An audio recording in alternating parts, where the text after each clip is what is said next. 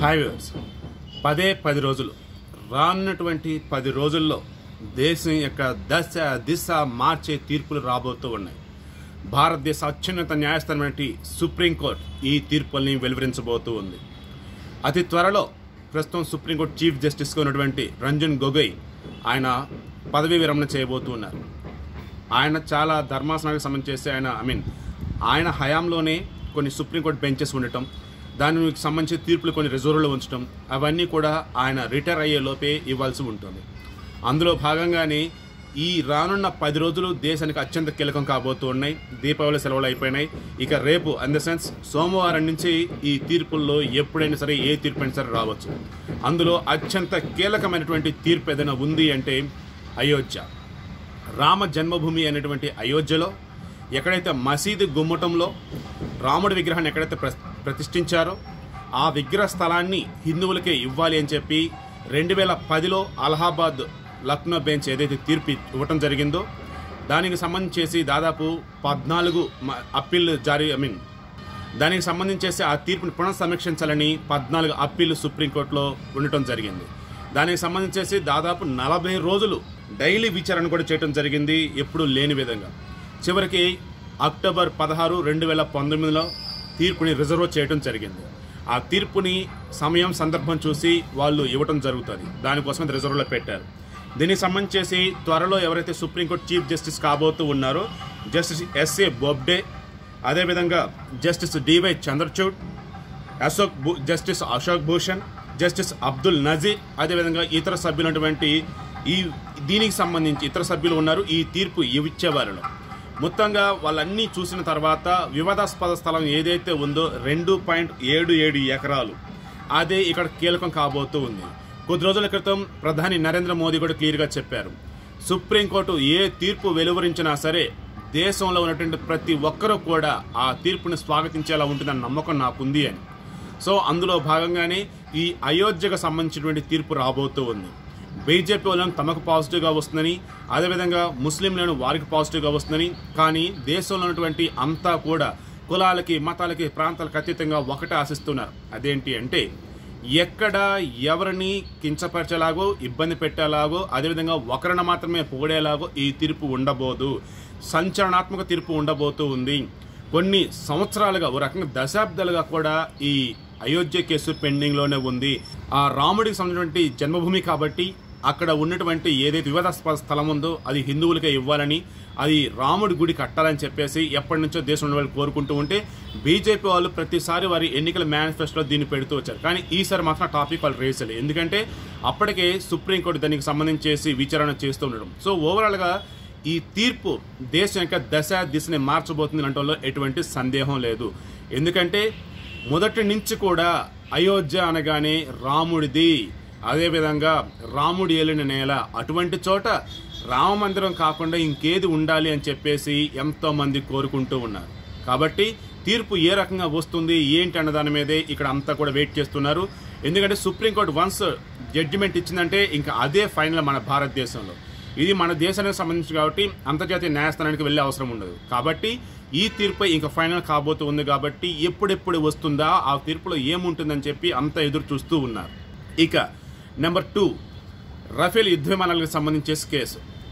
దీనిలో గనక ఒకవేళ ప్రభుత్వానికి గతంలో ఏదైతే సమర్థిస్తూ సుప్రీంకోర్టు తీర్పు ఇచ్చిందో దాన్ని పునఃసమీక్షించాలని, వాస్తవాలు ఏవైతే ఉన్నాయో అవన్నీ కూడా దాచేశారని, మొత్తం 36 యుద్ధ విమానాలకు సంబంధించి అయ్యే ఖర్చులు ఎంత, తర్వాత ప్రజెంట్ గవర్నమెంట్ డీల్ చేసుకునేది ఎంత, ఈ వాస్తవాలన్నీ దాచేశారని గతంలో కేంద్ర మంత్రులుగా చేసినటువంటి యశ్వంత్ సిన్హా, అరుణ్ శౌరి, అదేవిధంగా ప్రశాంత్ భూషణ్ వీళ్ళు ఇక్కడ మళ్ళీ పునఃసమీక్ష సుప్రీంకోర్టులో కేసు ఫైల్ చేయడం జరిగింది.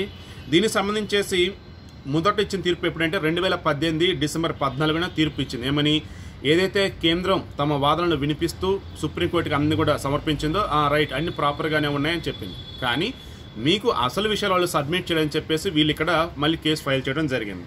దీనికి సంబంధించేసి తీర్పు ఇవ్వబోతున్న వాళ్ళు ఎవరెవరంటే చీఫ్ జస్టిస్ ఎవరైతే ఉన్నారో ప్రజెంట్ రంజన్ గొగోయ్, అదేవిధంగా Justice SK Kaul, Justice KM Joseph ఈ తీర్పుని రిజర్వ్ చేసి ఉంచారు. ఈ తీర్పు కూడా దీనిలో మెయిన్గా ఉన్నటువంటి చీఫ్ జస్టిస్ రంజన్ గొగోయ్ ఉన్నారు కాబట్టి ఈయన సమక్షంలోని ఈ తీర్పు వివరించాల్సి ఉంటుంది. కాబట్టి రానున్న కొద్ది రోజులని ఈ తీర్పు ఇవ్వాలి. ఇక ఈ తీర్పులో కనుక ఒకవేళ గవర్నమెంట్కి కనుక వ్యతిరేకంగా కనుక తీర్పు కనుక వచ్చినట్లయితే ఖచ్చితంగా ప్రస్తుతం కేంద్ర ప్రభుత్వం ఇరుకుని పడే అవకాశం అనేది ఉంటుంది. అదేవిధంగా గతంలో కోర్టుని తప్పుదో పట్టించిన వాళ్ళు అవుతారు. ఇది ఇంకా ప్రతిపక్షాలు కావచ్చు, మిగతా వాళ్ళు కావచ్చు, ఒక వెపన్ దొరికినట్టు అవుతుంది. ఇన్నాళ్ళు ఏ మరక లేకుండా వెళ్ళింది అనుకున్నటువంటి బీజేపీ గవర్నమెంట్కి సంబంధించి ఇది అతిపెద్ద మరక కాబోతుంది. సో ఈ తీర్పు గురించి నాన్ బీజేపీలు ఎవరైతే ఉన్నారో వాళ్ళంతా ఎదురు చూస్తున్నారు చాలా ఆసక్తికరంగా. దీని తర్వాత శబరిమల ఇష్యూ. శబరిమలకు సంబంధించి స్వామి బ్రహ్మచారి, అదేవిధంగా స్వామి ఆలయంలోకి సటన్ ఏజ్ వాళ్ళు ఎవరైతే చిన్నపిల్లలు వెళ్ళొచ్చు, కానీ ఋతుక్రమానికి దగ్గర కాబోతున్నటువంటి మహిళలు ఎవరైతే ఉన్నారో వాళ్ళు కావచ్చు, చిన్నపిల్లల తర్వాత ఎవరైతే మహిళలు ఋతుక్రమం ఆగిపోయి పెద్దవాళ్ళుగా ఉంటారో వారు మాత్రమే అలౌ చేస్తారు. అదేవిధంగా పురుషులు. కానీ మొన్న సుప్రీంకోర్టు ఏమని తీర్పిచ్చిందంటే 2018 సెప్టెంబర్లో అన్ని మహిళల వారు కూడా శబరిమల ఆలయంలోకి ప్రవేశించవచ్చు అని. దానితో ఒక్కసారిగా దేశమంతా కూడా నిరసన జ్వాలలు రేగాయి. కొన్ని చోట్ల మహిళలే రోడ్డు మీదకు వచ్చి ఇది తప్పు, అలా చేయొద్దు అని చెప్పేసి వాళ్ళు సుప్రీంకోర్టు తీర్పుని తప్పుపెట్టిన సందర్భాలు ఉన్నాయి. కానీ అక్కడ కేరళలో ఉంది ఎవరు? Left democratic front, in the sense కమ్యూనిస్టులు ఉన్నారు. దాంతో వారికి కొంచెం మత విశ్వాసాలు ఏమన్నా ఉంటే వాళ్ళు తక్కువ ఉంటాయి. దానికి తోడు కోర్టు తీర్పిచ్చింది కాబట్టి మేము అమలు చేసి తీరతామని చెప్పేసి అత్యుత్సాహం ప్రదర్శిస్తూ దేవుడి మీద నమ్మకం లేకుండా దేవుడి మీద భక్తి మాకని చెప్పేసి ఎవరైతే కొంత హడావుడి చేసేసి గుళ్ళోకి వెళ్దామని చూసారో ఆ తర్వాత వాళ్ళు చాలా ఇబ్బంది పడిన సంఘటన మనం చూసాం. ఆ తర్వాత ఎందుకైనా మంచిదని చెప్పేసి మరలా సుప్రీంకోర్టుని చాలామంది అప్పీల్ చేయటం, దాని మీద స్టే ఇచ్చే విధంగా ముందుకెళ్ళడం ఇవన్నీ జరిగాయి. దీనికి సంబంధించేసి శబరిమల ఇష్యూలో ఇప్పుడు మత విశ్వాసాలని ఆధారంగా చేసుకుని తీర్పు ఇవ్వబోతూ ఉన్నారా? పురాణ ఇతిహాసాల్లో చెప్పినటువంటి వాటిని బేసిస్ని తీర్పు ఇవ్వబోతూ ఉన్నారా? లేదు అంటే ప్రజెంట్ ఉన్నటువంటి ఈ గ్లోబలైజేషన్ సంబంధించేసి అంత ఈక్వల్, జెండర్ ఈక్వాలిటీ అన్న వేళ ఆలోచించి తీర్పు ఇవ్వబోతున్నారు. గతంలో ఇచ్చిన తీర్పుని మరలా సమర్థించబోతున్నారు. ఇవన్నీ ఉన్నాయి. కానీ శబరిమలకు సంబంధించేసి అన్ని వయసుల పురుషులు కావచ్చు, మహిళలు కావచ్చు, అంతా కూడా గుడిలోకి ప్రవేశించాలి అని ఏదైతే గతంలో ఇచ్చిన తీర్పు ఉందో ఇది తప్పు అన్న వేళ ఆ రోజు ఎవరైతే తీర్పు వివరించిన ధర్మాసనం ఉందో ఆ సభ్యుల బృందంలో కూడా ఒకళ్ళు అపోజ్ చేయడం, అందులో ఏకంగా మహిళ అపోజ్ చేశారు. అయినా సరే వాళ్ళు మిగతా వాళ్ళు ఏమని పాజిటివ్ వేలో తీర్పు ఇవ్వడం జరిగింది. ఇన్ ద సెన్స్ ఎవరైతే సుప్రీంకోర్టులో అప్పీల్ చేశారో శబరిమలలో ప్రవేశం కల్పించండి అన్ని వర్గాల అన్ని వయసుల మహిళలకి అని చెప్పేసి దానిని సపోర్ట్ చేస్తూ సుప్రీంకోర్టు తీర్పు ఇచ్చేటప్పటికీ ఒక్కసారిగా దేశంలో నిరసన జ్వాలలు. ఇప్పటికి కూడా శబరిమల అయ్యప్ప స్వామి అనగానే ఆ స్వామిని దర్శించుకోవాలనేసి ప్రపంచ నలుమూల నుంచి కూడా వస్తూనే ఉంటారు భక్తులు. అందులో మహిళలు ఉంటారు, పురుషులు ఉంటారు. కానీ స్వామి చెంతకు వెళ్ళే అర్హత మాత్రం కొంతమందికే ఉంటుంది. ఆ రకంగా స్వామివారికి నియమ నిష్టలు కూడా పాటించాల్సి ఉంటుంది. ఇటువంటి టైంలో సుప్రీంకోర్టు ఈ తీర్పు అనేది వెలువరించబోతోంది. దాదాపు ఈ తీర్పులు వెలువరించే వాళ్ళల్లో మెయిన్గా ఉంది చీఫ్ జస్టిస్ రంజన్ గొగోయ్ ధర్మాసనం వాళ్ళు ఇది వెలువరించబోతున్నారు. ఆయనతో పాటు జస్టిస్ ఆర్ఎఫ్ నారిమన్, అదేవిధంగా జస్టిస్ ఏఎం ఖాన్ విల్కర్, అదేవిధంగా జస్టిస్ ఇందు మల్హోత్రా, అదేవిధంగా జస్టిస్ డివై చంద్రచూడ్, ఈ జడ్జిలంతా కూడా ఈ తీర్పును వెలువరించబోతూ ఉన్నారు. సో అయోధ్య కేసుకు సంబంధించేసి ఎటువంటి తీర్పు అయితే ఎక్స్పెక్ట్ చేస్తూ ఉన్నారు దేశ ప్రజానికం. ఈ శబరిమల ఆలయానికి సంబంధించి కూడా అటువంటి తీర్పే ఎదురు చూస్తూ ఉన్నారు. ఇక మెయిన్ ఇంకోటి ఏంటంటే ఇంకో తీర్పు, చౌకీదార్ చోరు హై అని చెప్పేసి ఈ మాట అన్నది ఎవరు? రాహుల్ గాంధీ. ఎందుకన్నాడు? రాఫెల్ యుద్ధ విమానాలకు సంబంధించేసి ప్రభుత్వం సైడ్ నుంచి ఓ చిన్న తప్పు ఉంది అన్న వేళ సుప్రీంకోర్టు అంటాం, దీన్ని సాకుగా తీసుకొని ఈ మాటలు అన్నాడు రాహుల్ గాంధీ అని చెప్పేసి బీజేపీ ఎంపీ మీనాక్షి లేఖి ఈమె కోర్టులో ఫైల్ చేయడం జరిగింది కేసు. దీనికి సంబంధించి కూడా కోర్టు తీర్పు వివరించబోతుంది. ఆల్రెడీ రాహుల్ గాంధీ కోర్టుకు క్షమాపణ కూడా చెప్పాడు. సో అయినా సరే కోర్టు తీర్పుని ఆయనకి అన్వయించుతూ, ఎవరికి ప్రధాని మోదీకి అన్వయిస్తూ ఆయనని చౌకీదార్ చోరీ అన్నారు. ఇది తప్పు అన్న వేళ ఇక్కడ కేసు ఫైల్ చేయడం జరిగింది. దీనికి సంబంధించి తీర్పు కూడా రాబోతూ ఉంది. ఇక main right to information act, సమాచార హక్కు చట్టం, దీనికి సంబంధించేసి ఏం డెసిషన్స్ తీసుకున్నారు, ఎందుకు తీసుకున్నారు, దానికి ఉన్న ఆధారాలు ఏంటి, ఈ వేళ మనం అందరం కూడా ప్రశ్నించవచ్చు. కానీ సుప్రీంకోర్టు చీఫ్ జస్టిస్ దీని కింద రాడు అని చెప్పేసి ప్రజెంట్ ఉంది. కానీ సుప్రీంకోర్టు చీఫ్ జస్టిస్ కూడా దీని కింద వస్తాడని చెప్పేసి ఢిల్లీ హైకోర్టు జనవరి 2010లో తీర్పు ఇవ్వడం జరిగింది. అయితే దీనికి సంబంధించేసి ఏప్రిల్ 4, 2019లో తీర్పు రిజర్వ్ చేయడం జరిగింది. ఎవరు సుప్రీంకోర్టుకి chief justice right to information act కింద రారని చెప్పింది ఎవరంటే సుప్రీంకోర్టు సెక్రటరీ జనరల్ ఎవరైతే ఉన్నారో ఆయన కేసు ఫైల్ చేయడం జరిగిందనమాట.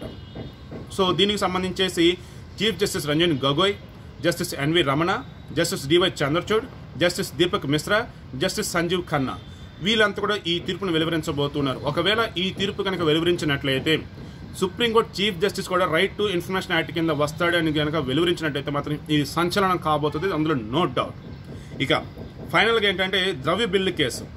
ఫైనాన్స్ చట్టం 2017 ఏదైతే ఉందో దాన్ని ద్రవ్య బిల్లు కింద మారుస్తూ ఆ రోజు పార్లమెంట్ ఆమోదించడం జరిగింది. అయితే కొంతమంది ఏమని వాళ్ళు సుప్రీంకోర్టులో కేసు ఫైల్ చేశారంటే ఈ ద్రవ్య బిల్లుని ఏదైతే వీళ్ళు ఫైనల్ చేశారో దీనికి సంబంధించి పార్లమెంట్ ఆమోదించింది కదా, దానివల్ల ఈ ట్రిబ్యునల్లో ఉన్న సభ్యులు కావచ్చు, వారి పదవీ కాలం కావచ్చు, వాళ్ళ అధికారాలను కావచ్చు ప్రభుత్వం ప్రభావితం చేసే విధంగా, ప్రభుత్వం ఆ అధికారాలన్నీ కూడా తమకు అనుగుణంగా మార్చుకునే విధంగా ఈ ద్రవ్య బిల్లు అనేది ఉంది. కాబట్టి దీనిని రద్దు చేయాలని, పునఃసమీక్షించాలని సంథింగ్ వాళ్ళు అప్పీల్ చేయడం జరిగింది. దీనికి సంబంధించి కూడా తీర్పు వెలువరించబోతున్నారు. అది కూడా ఈ 10 రోజుల్లోనే రాబోతూ ఉంది. దీనికి సంబంధించేసి justice Ranjan Gogoi, justice NV Ramana, justice DY Chandrachud, justice Deepak Mishra, justice Sanjiv Khanna. So మొత్తంగా చూసుకుంటూ ఉన్నప్పుడు 6 కీలక తీర్పులు మన భారతదేశ దిశని మార్చబోవడానికి రెడీగా కాబోతున్నాయి. ఇవన్నీ కూడా చీఫ్ జస్టిస్ రంజన్ గొగోయ్ అన్న రిటైర్ అయ్యే లోపే రాబోతున్నాయి. అది కూడా ఈ 10 రోజుల్లోనే ఉన్నాయి. సో ఈ 10 రోజుల్లో భారతదేశం యొక్క దిశ మార్చబోవటానికి సుప్రీంకోర్టు రెడీ అవుతుంది, అందులో నో డౌట్. మీరంతా కూడా వెయిట్ చేస్తుండండి. మెయిన్గా అయోధ్య కేసు, అదేవిధంగా శబరిమల, ఈ రెండింటికి సంబంధించి యావత్తు దేశం అంతా ఎదురు చూస్తుంది. మిగతా వాటికి సంబంధించి కొన్ని వర్గాలు వారు చూస్తూ ఉన్నట్టయితే ఈ శబరిమల, అయోధ్య మాత్రం యావత్తు ప్రపంచం కూడా ఎదురు చూస్తూ ఉంది. సో సుప్రీంకోర్టు ఎటువంటి తీర్పిస్తుందో ఏంటో చూద్దాం.